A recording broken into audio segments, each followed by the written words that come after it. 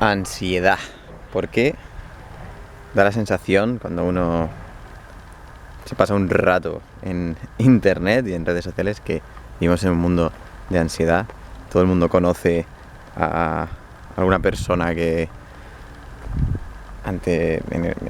no sé, en bachillerato, en estudios, no sé, jóvenes, ante exámenes, vamos, les dan ataques de ansiedad o hay trastornos psicológicos más graves derivados de la propia ansiedad. Realmente tenemos, yo qué sé, no sé, motivos como para tener este nivel de estrés y ansiedad, y vamos a analizar un poco por qué ocurre, si es que debería ocurrir, y por qué se manifiesta de este modo, o por qué lo calificamos así. Yo ya sabéis que no soy psicólogo ni psiquiatra ni nada de esto. De hecho, no voy a hablar tanto de factores sanitarios o médicos, sino de un punto de vista más cultural. Y para empezar, cualquier abuelo nos diría que nos hace falta una guerra, como decía el mío, ¿no? Es que en el fondo no tenemos motivo alguno para estar ansiosos. O sea, vivimos en un momento, materialmente hablando, más cómodo de la historia, y no podemos quejarnos de nada, particularmente en un contexto occidental y en concreto en Europa. Realmente esto ocurre así, o sea, la ansiedad generada, yo creo que deviene mucho más por una suerte de aceleración de los ritmos de todo y de tener prisa por conseguir las cosas. Pero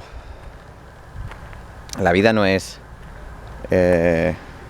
ni dejarse llevar ni una meta. La vida son las dos cosas.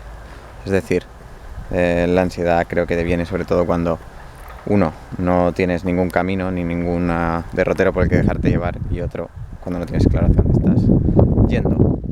Y bueno, pues lo que vemos hoy en día, pues no sé, el otro día veía cómo era ecoansiedad. Era un artículo, un reportaje de la televisión catalana que decía que había muchos jóvenes con ecoansiedad.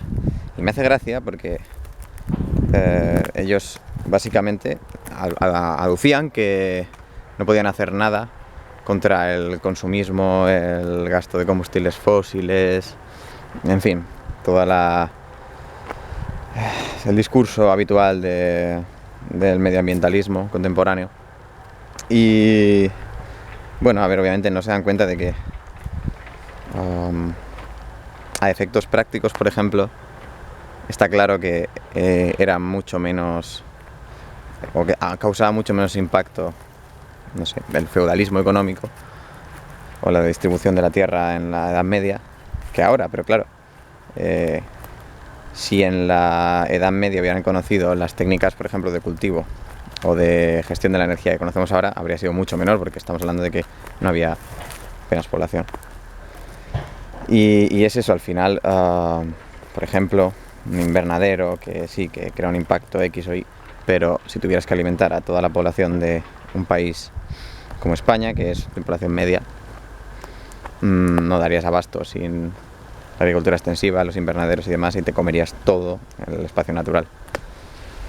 Entonces, realmente la adaptación humana al medio en ese aspecto viene dada un poco por, pues, los factores demográficos en buena medida y de cobertura de necesidades.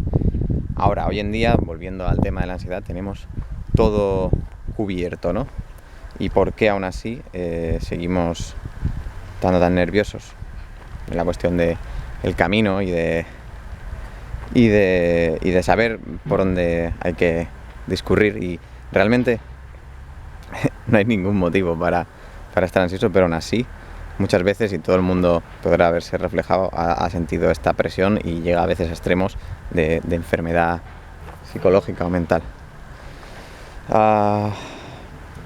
El otro día, charlando con unos amigos, acabamos debatiendo un poco sobre las raíces del aceleracionismo filosófico en Deleuze y Guattari, y un poco en la cuestión de pues el capitalismo y la esquizofrenia. Y bueno, es una tesis que explica bastante bien cómo los procesos económicos acaban generando este vacío, esta deterritorialización que produce pues básicamente esa sensación de desesperanza, de desasosiego. Cuando mi abuelo decía que nos falta una guerra, obviamente lo está diciendo no solo con el tema de valorar la comida, por ejemplo, que era el contexto en el que lo comento, sino con el tema de entender todo lo que conlleva, todo lo que esto conlleva. Y parece que muchas veces pues no somos conscientes realmente de que hay una serie de hitos en la vida que son esenciales y que es posible que a día de hoy no se estén cumpliendo. Pero vamos, por contra, estos mismos de la ecoansiedad son los que piensa que el mundo va a colapsar como no hay un cambio radical en las prácticas de consumo, y por eso se van a vivir a grandes ciudades, estudian teatro y no aprenden ninguna habilidad de supervivencia práctica en el caso de que pienses que va a ser el apocalipsis climático. Y al final es la misma enfermedad que genera su propia ansiedad, ¿no? Esta confusión, pérdida de contacto con la realidad, esta deterritorialización de todos estos valores.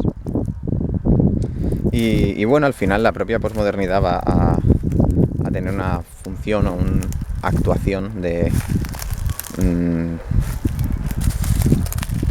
desgaste y erosión de todo esto de todo lo que sobra, vamos a decirlo así, de todo lo que no es esencial. Y con el tiempo se irán produciendo procesos de reconcentración o de reterritorialización de todos los valores y de todo lo que realmente es bueno y verdadero al final.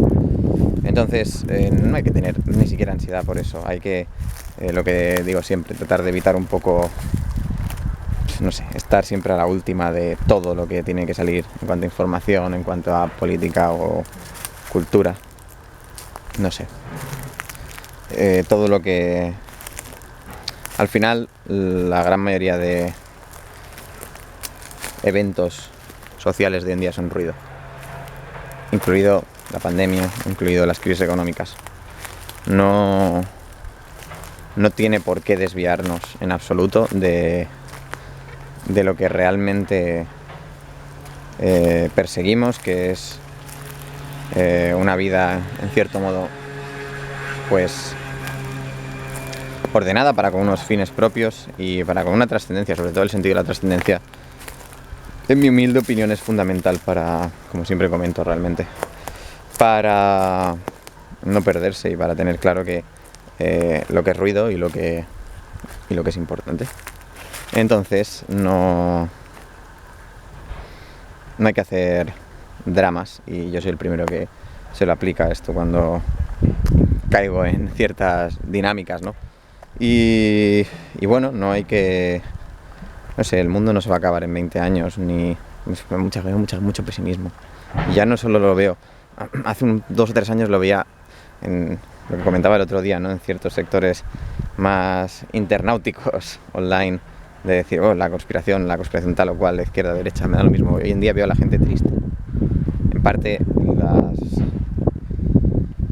las dinámicas sociales y políticas derivadas de la pandemia esta tienen bastante responsabilidad, y obviamente han supuesto, en mi opinión, un revulsivo a decir esto no se puede permitir, porque se destruye la vida social, al fin y al cabo, y al final solo te quedará funcionar a golpe de